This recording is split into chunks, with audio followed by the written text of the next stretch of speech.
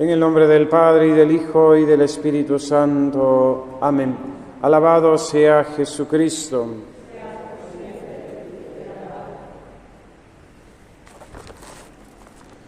Quiso el Papa Pío XI, en el 15º centenario de la proclamación por parte del Concilio de Éfeso de la maternidad divina de la Virgen María, instituir esta fiesta en el día de su aniversario, el 11 de octubre.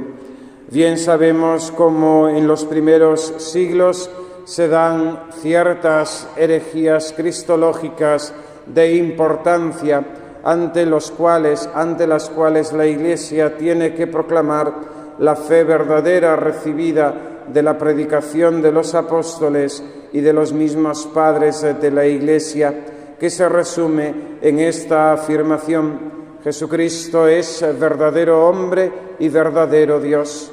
Y en esta afirmación se concentra el misterio de Cristo. ¿Y qué tiene que ver esto con la maternidad divina de María? Pues bien conocemos la historia del obispo Nestorio, que negando que en Jesucristo nuestro Señor hubiese una sola persona, la del Verbo, con dos naturalezas distintas, la humana y la divina, él afirmaba dos personas distintas, la del Verbo y la de Jesús. Por tanto, a la Virgen María no se le podía llamar propiamente Madre de Dios, sino Madre de Cristo, Madre del Señor, Madre de Jesús. Ante ello, la afirmación del Concilio de Éfeso es tajante y dice: si alguno no confiesa que Dios es según verdad el Emmanuel y que por esto la Santa Virgen es Madre de Dios, pues dio a luz carnalmente al Verbo de Dios hecho carne, sea anatema. Por tanto, la afirmación, la fe en la maternidad divina de la Virgen Santísima está totalmente relacionada con la fe en nuestro Señor Jesucristo, tal y como lo confiesa la Iglesia. Pues afirmando que María es Madre de Dios, afirmamos el misterio de la encarnación. El Verbo se hizo carne, tomó nuestra naturaleza verdaderamente, no solamente la tomó aparentemente, como afirmarán algunos, o simplemente el Verbo utilizó esa persona de Jesús para obrar, sino que una sola persona, la del Verbo, con dos naturalezas distintas, la humana y la divina. Entendemos así también cómo las herejías posteriores rechazarán tanto el título de Madre de Dios. Pensemos en Lutero, pensemos en Calvino y pensemos también muchas veces en la teología actual, en la misma, vamos a decir, forma de hablar o de predicar, que nos cuesta muchas veces utilizar ese término, Madre de Dios, y hemos de entenderlo correctamente, porque la Virgen Santísima no es Madre de Dios en cuanto que dé origen a la divinidad. La divinidad no tiene principio ni fin, la divinidad no tiene origen, lógicamente, en una criatura. Ella es Madre de Dios en cuanto que es Madre del Verbo, y como el Verbo es verdadero Dios y verdadero hombre, María Santísima es con toda propiedad Madre de Dios. El Papa Benedicto XVI expresaba muy bien lo que significa este misterio de la maternidad divina. Dice: este título expresa la misión de María en la historia de la salvación. Todos los demás títulos atribuidos a la Virgen se fundamentan en su vocación de Madre del Redentor, la criatura humana elegida por Dios para realizar el plan de salvación, centrado en el gran misterio de la encarnación del Verbo Divino. De esta prerrogativa, de este privilegio, de este título de Madre de Dios, se comprende y se entiende todos los privilegios y el mismo misterio de María Santísima.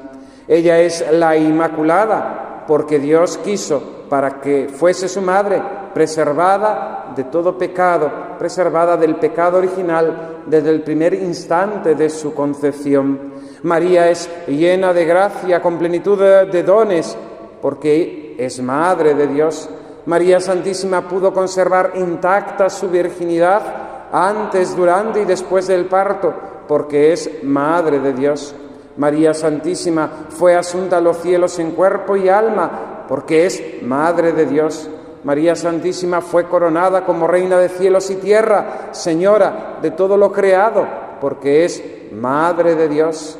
María Santísima es medianera de todas las gracias y es corredentora de la humanidad junto con el único Redentor que es Cristo, porque es Madre de Dios.